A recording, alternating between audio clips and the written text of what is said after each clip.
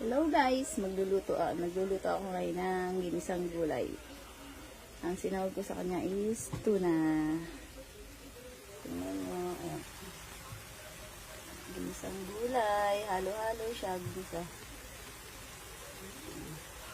Pwede siyang pampakbet pero hindi ko siya pinakbet. Kasi nga, gusto ko lang yung simpleng lasa lang.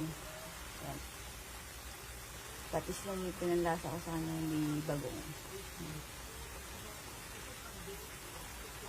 Ginisang gulay.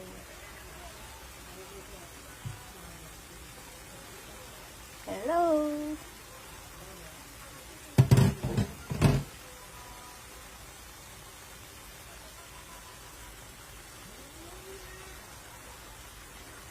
Konting live lang po, tapos maya-maya patayin ko na rin siya.